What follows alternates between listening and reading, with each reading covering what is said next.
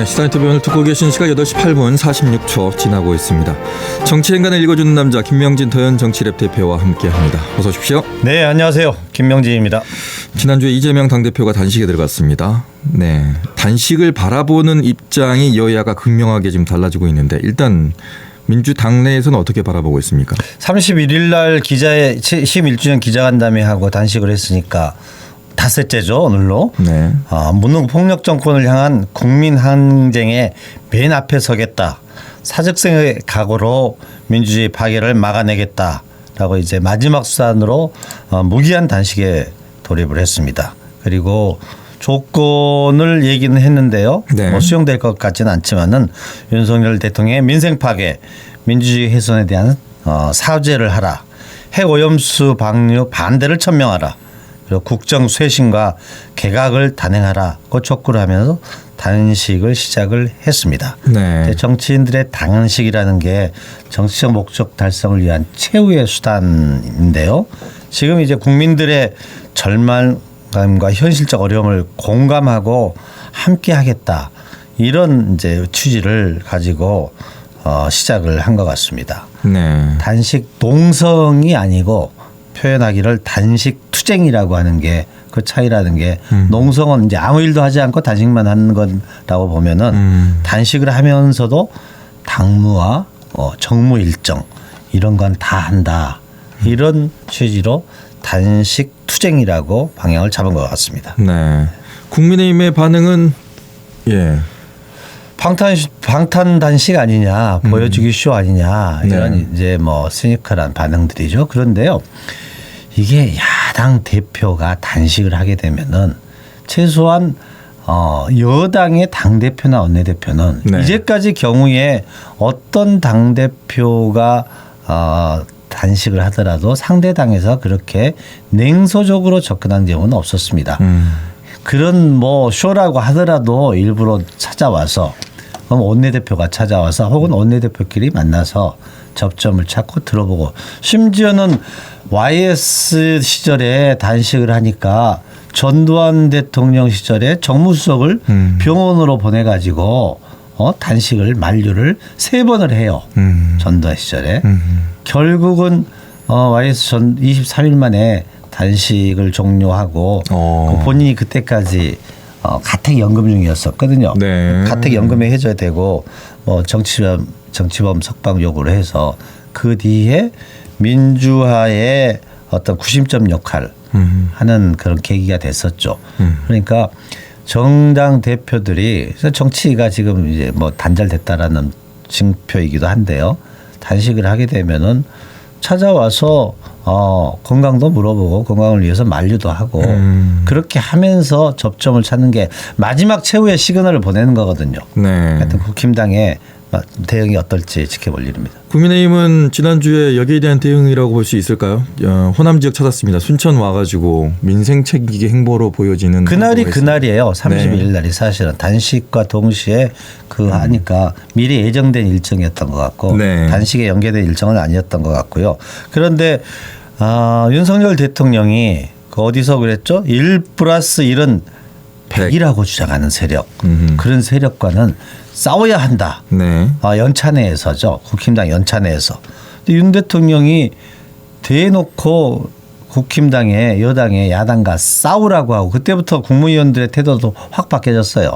대정부 질문하는 데 있어서 답변들이 공세적으로 바뀌었죠. 네. 한덕수 총리부터 시작해가지고 그거를 그 오래전부터 이재명 대표는 지금 민심의 분노가 그게 달했다고 생각해서 공감하지 않은 측면에서 나라도 뭘 해야 되지 않겠냐 단식을 생각을 하고 있었는데 바로 그 발언이 1+1은 100이다.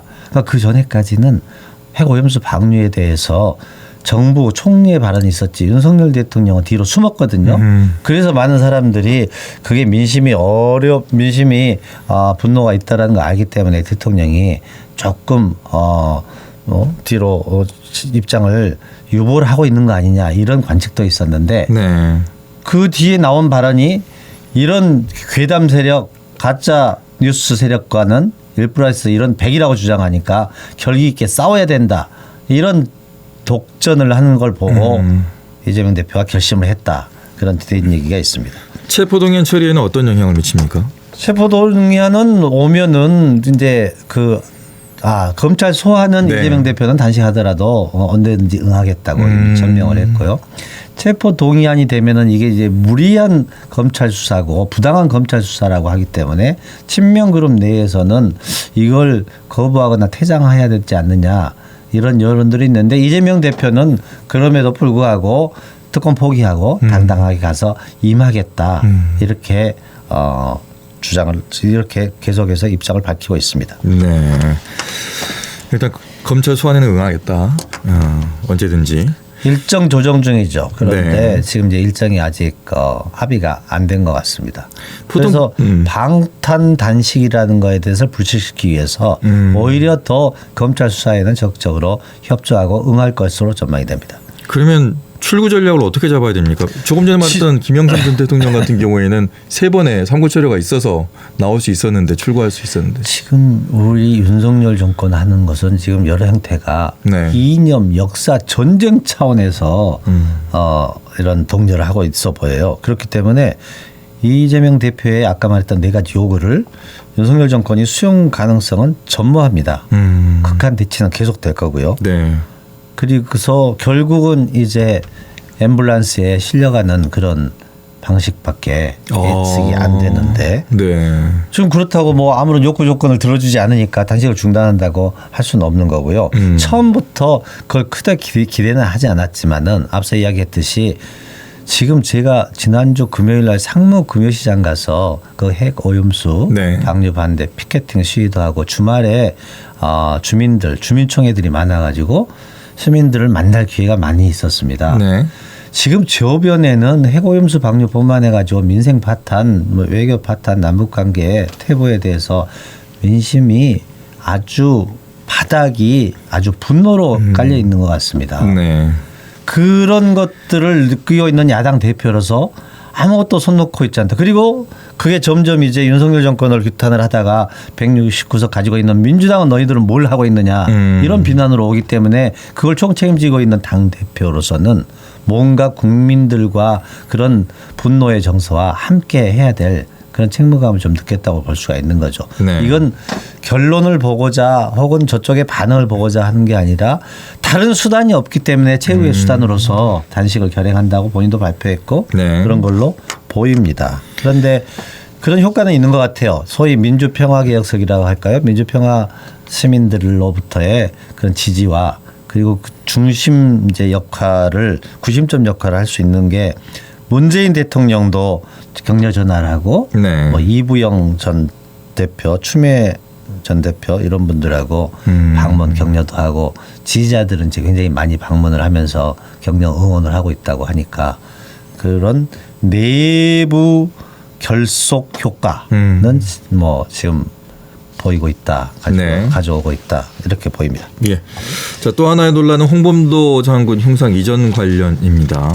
논란이 계속되고 있고 육사도 이전하겠다라고 공식 발표를 하지 않았습니까? 정부도 총리도 끝내 이전하겠다고 결정을 했는데 기어이 홍범도 장군에게 공산주의 딱지를 붙여가지고 이념 전쟁을 계속하겠다라는 그런 이제 뭘 역사적인 행태를 보이고 있는 거죠. 많은 사람들이 굉장히 의아해합니다. 네. 왜 느닷없이 지금 문색 문제부터 남북관계 외교 얼마나 많은 문제가 많습니까? 핵오염수 문제. 왜 갑자기 홍범도 장군, 김자인 장군, 이시영 장군을 비롯해가지고 이분들의 흉상 이전이 나왔느냐 이런 게 좀 의아하지 않습니까? 네. 드디어 이제 제 주말 내내 고심을 방송 준비를 해서 해온 결론은 네. 이건 윤석열 정권에서 거의 내년 총선을 이념 전쟁, 역사 전쟁으로 치르겠다라고 방향을 잡은 것 같다. 왜? 경제가 어려우니까 경제 문제로 이건 돌파하지 않으면 여당은 굉장히 불리하게 되는데 네. 지금 트렌드 추세, 국제 경제 추세가 아무리 해도 내년 총선까지 경제가 좋아질 거라는 전망이 보이지 않는 거예요. 거기다가 후쿠시마 오염수까지 지금 오염수까지 분노가 깔려 있고 예. 그러니까 이걸 넘어서서 다시 말해서 자기 지지층을 결속을 하고 승부를 내볼 수 있는 게 이념 전쟁이고 역사 전쟁이다 이런 판단을 했다고 생각을 해서 방금 말했던 말도 안 되는 홍범도 흉상 이전 문제라든지 이런 종류의 일들은 계속해서 진행이 될 거다. 그런데 국방부는 홍범도 장군이 소련 공산당을 가입했고 또 뭐 자유시 사건 때 독립군 탄압 역할을 했다라고 부각을 하는데 그건 아무리 뉴라이트 세력이 홍범도 장군을 조작하려고 해도 역사를 조작하려고 해도 일제 강점기의 한일 무장 투쟁의 가장 상징적 인물이다. 이건 조작할 수가 없는 거 아니겠습니까? 그런 역사를 바꿀 수가 없는 거죠. 네. 진보 정권하고 보수 정부에서 이미 건국 훈장을 2번을 수여를 하신 분이에요. 네. 그리고 이걸 빨갱이로 몰아가는 치주하는 발상은 이게 뉴라이트적인 발상입니다. 네. 그래서 이걸 권력이 역사에 도전하는 일일이 얼마나 어리석고 무모한 짓인지 금방 다시 이번 아마 총선 때 평가를 받게 될 것입니다. 네. 카자흐스탄 한인들이 공식 항의를 했다는 얘기도 나오고 있어요. 그렇습니다. 거기에 한인들도 모셔갔으면 제대로 모셔라라고 분노를 하고 있는 거고요. 심지어는 조선일보 사설이 엊그저께요. 네. 빨리 읽어드리면 100년 전 공산주의 이념을 가졌다고 곧바로 대한민국의 적이 될 수 없다. 당신은 대한민국 정부가 있지도 않았고 홍범도는 정부 수립되기 전에 사망했다. 당연히 대한민국을 적대한 적도 없다. 이렇게 흉상이전에 대해서 비판을 하고 있습니다. 그러니까 국민의힘에서도 다른 문제들은 다 같이 용산에서 결정을 하면은 쉴드 치느라고 정신이 없는데 홍범도 역사 전쟁, 이념 전쟁 문제에 대해서는 조금 주춤하는 거예요. 이철규 등 윤핵관들은 네. 여전히 네. 뭐 옛날 부음 광고까지 가져와 소환해 가지고 뭐 공산주의다라고 주장을 하는데 네. 근데 국힘에서는 위험료가 되는 거죠. 왜? 이게 대총선 때 이렇게 역사전쟁, 이념전쟁으로 가는 게 정말 도움이 될 수 있을 거냐. 그렇지 않다라고 보이는 거죠. 그게 중도층 반감을 키울 수가 있는 거고 보수 지지층은 굳건히 하는 효과는 있겠지만은 중도층 미심자인데는 악영향을 미칠 거라는 게 특히 수도권 의원들 그런 문제들은 지지직을 하고 있어서 걱정을 많이 하고 있습니다. 네.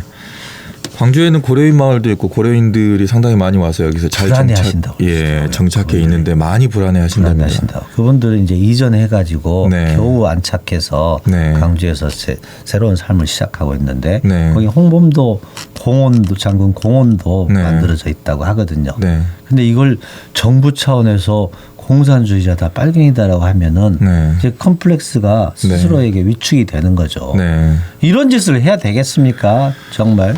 당시 소련이었을 때는 강제 이주 당했던 서름이 있었는데 이제 고국에 돌아왔는데도 불구하고 제대로 인정받지도 못하고 또 이념 속에서 또 왔다 갔다 하게 생겼습니다. 이거를 제대로 우리가 안아주질 못하고 있네요. 예, 정말 너무나 안타깝습니다. 정말 어리석은 짓입니다. 네. 권력이 역사에 도전하는 짓 반드시 역사의 평가를 받게 될 것입니다. 네. 자, 다음은 해병대 전 수사단장 박정훈 대령 영장 기각됐습니다. 법원이 계속해서 지금 현 정부나 이쪽에 나오는 반응하고는 좀 반대쪽으로 가고 있습니다. 여기는 군사법원이에요. 네. 그리고 일반 법원이 아니고 거기다 군사법원. 군사법원까지도. 네. 군사법원은 잘 하시지 않습니까? 의무복무를 해가지고 법원 판사 네, 맞아요. 하기 때문에 네. 크게 어떤 국방부의 지침이나 정부의 방침에 어긋나는 판결은 스스로 좀 검열을 하면서 하는 경향이 이제까지는 있어 왔죠. 네. 그런데 영장 기각을 하는 것은 그 군사법원에서도조차도 도저히 이건 수긍할 수 없는 무리한 영장 청구라는 것을 보여주는 거죠. 무리한 수사라는 것을 여실히 증명을 하는 겁니다. 네. 국방부 검찰단이 소위 박정훈 수사단장 항명과 또 상관 명예훼손 혐의로 영장을 청구를 했어요. 네. 군사법원이 기각을 했습니다. 박 단장을 올가매려는 수사가 무리였다라는 어떤 비판과 역풍을 이제는 피할 수 없게 됐습니다. 네. 윤석열 이게 대통령이 경로가 있어서 사단장의 거기 혐의가 사단장이 빠졌다 이런 박 단장 진술 공개가 있었거든요. 네.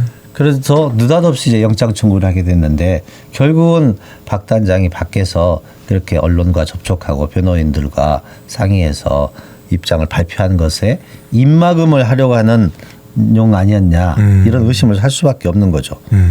국방부 장관 결재까지 난 사항을 번복하고 또 그런 경찰 이첩 자료를 회수를 했는데 국방부 장관, 해군 참모총장, 해병대 사령관 결재가 있었어요. 네. 이렇게 해서 경찰에 이첩을 하겠다. 네. 그리고 나서 대통령의 경로가 있다라는 그런 이제 보도가 있다고 하면서 갑자기 장관이 네. 그걸 회수하라고 하는데 네. 회수를 하려고 하면은 결재 공문으로 보내서 하든지 해야 되는데 나중에 이 사항은 문제가 되기 때문에 그냥 모호하게 구두로 그 군사법원관리관 통해 가지고 네. 혹은 뭐 2차장 안보실 2차장 통해 가지고 이렇게 한 것처럼 보여요. 그건 나중에 문제 될까 봐 두려워서 서류로는 못 하는 거고. 네. 진술과 서류와 어떤 게 더 힘이 있습니까? 결재 서류가 재판에 가면은 박 단장의 입장이 이길 수밖에 없는 사항입니다. 네. 그러니까 그걸 뭐 하니까 하다가 오늘 보니까 그 안보실 2차장도 또 석연치 않은 이유로 교체를 시켰더라고요. 그러니까 지금은 다 부인을 하고 있지만 네. 이 사실은 분명하게 역사적으로 밝혀질 수밖에 없는 사항이고 이건 문제가 됩니다. 네. 다른 사항들보다 이건 똑 떨어지는 사항이거든요. 왜? 모든 게 결재 서류로 나타나고 정황으로 나타나 있고 여러 가지 대화 녹음이 돼 있고 분명한 것은 당사자 우리 수사단장 전 수사단장 박정훈 수사단장하고 해병대 사령관도 박정훈 수사단장의 얘기에 대해서 참고인 진술을 받았는데 적극적으로 부인을 하지 않아요. 왜? 사실에 가깝기 때문이고 네. 본인도 해병 후배이고 본인은 중간에서 위에 용산의 눈치도 봐야 되지만은 또 자기가 아꼈던 수사단장 후배를 명예의 문제이기 때문에 네. 나중에는 해병대 사령관도 옷을 벗고 나면은 진실 규명에 가담할 수가 있습니다. 그래서 해병대는 명예 아닙니까? 그렇죠, 명예죠. 예, 명예인데 또 하나 또 해군 검사가 해병대 수사관에게 그 수사 기록을 사본을 잘 보관해라.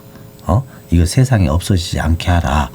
이런 대화를 했다라는 증언도 나왔습니다. 그 해군 검사도. 네. 그러니까 이제 이건 외압은 이거는 계속 부풀어지고 있는데 이건 규명할 의지는 없어요. 그냥 부인만 하고 있는 겁니다. 대통령의 눈치를 보느라고 누가 제대로 이야기하지도 못하고 있는데 결국은 오늘 느닷없이 안보실 2차장이 교체가 되더라고요. 안보실 2차장이 압력 전화를 한 당사자라고 지목되고 있는 거거든요. 네. 그러니까 원칙대로 수사하고 또 보고한 그 박정훈 명예로운 대령 수사단장 이렇게 재갈을 물리고 죄를 뒤집어 씌우려고 하는 군 당국은 이미 이 수사와 관련해서는 신뢰를 잃었습니다. 네. 그러면은 최일병 사망 사건의 수사는 법대로 경찰에 이첩을 하고 네. 이 외압 모든 상황들은 국기문란에 해당되는 중대 범죄 행위입니다. 바로 이런 사건이 특별 검사를 임명해서 의혹과 진상을 규명할 사건이 됐다. 바로 이런 문제들을 해결하려고 특별 검사 제도가 있다. 저는 그렇게 생각합니다. 네. 보통 우리 일반 회사에서도 결제난 거 회수나 반려하려면 회수 의견을 적게 돼 있습니다. 근데 이 사항은 네. 분명히 다른 사안들보다 나중에 명백하게 문제가 되는 사항입니다. 예. 특별검사 임명해서 진상과 의혹 규명을 해야 됩니다. 자, 오늘의 논점 김명진 더현 정치랩 대표와 함께했습니다. 고맙습니다. 네, 감사합니다. 언제 어디서나 내 손 안의 뉴스. 광주 MBC 뉴스 유튜브 구독으로 함께하세요.